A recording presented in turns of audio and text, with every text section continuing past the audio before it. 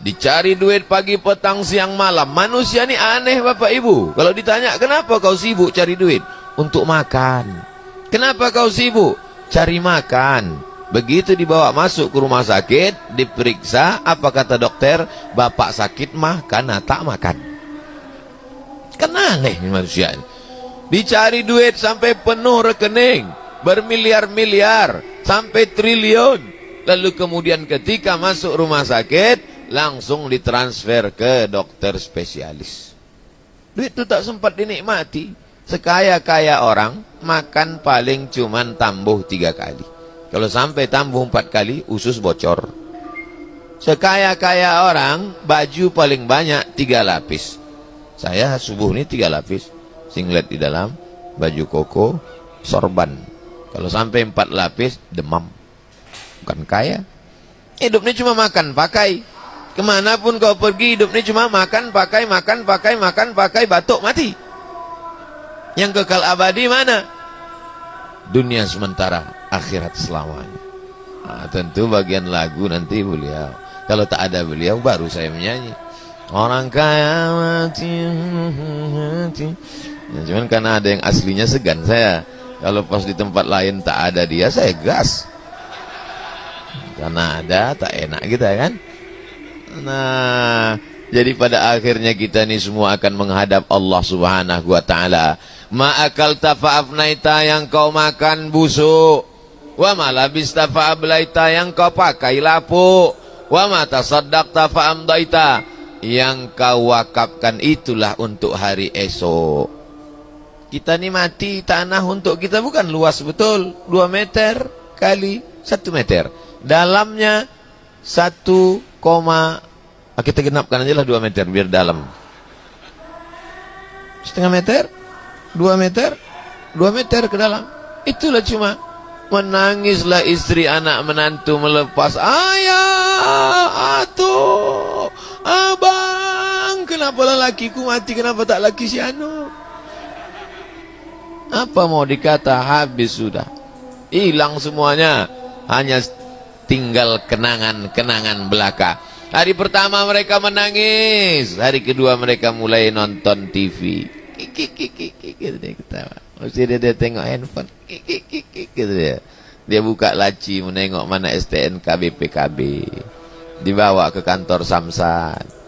Kata polisi, kata Samsat, ini untuk apa? Mau ganti nama Pak. Kenapa ganti nama? Almarhum tak mau menangkap orang mati, tak ditangkap polisi. Surat-surat tanah pun berubah balik nama, masuk akte notaris, selesai. Habis semuanya. Mana nama yang kekal abadi? Itulah nama yang ada di prasasti yang tanda tangan tadi. Abdul Somad. Mana dia sekarang? Almarhum. Jamaah yang dimuliakan Allah Subhanahu wa ta'ala. Orang yang cerdas nilai mewakafkan tanah nih. Mau dibeli tak dia kasih? Tidak. Kenapa? Saya tak mau.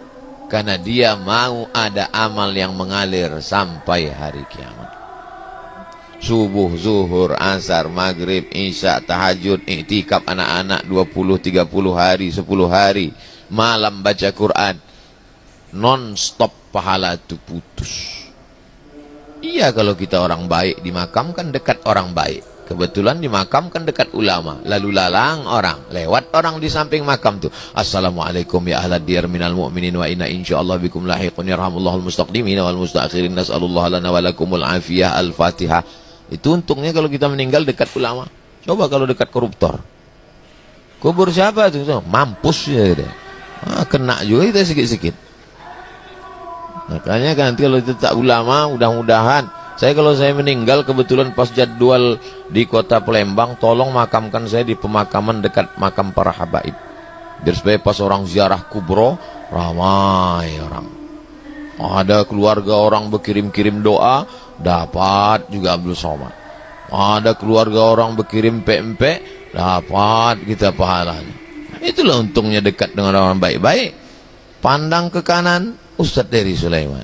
Pandang ke kanan, Habib Mahdi bin Syihab. Pandang ke kanan, Ustadz Kemas Ali, Kemal. Kemal itu artinya sempurna. Tak ada yang lebih sempurna dari Ustadz Ali ini lagi. Pandang ke kiri, Pak Wali. Belakang jangan tengok lagi. Anggota dewan hadir, ketua hadir.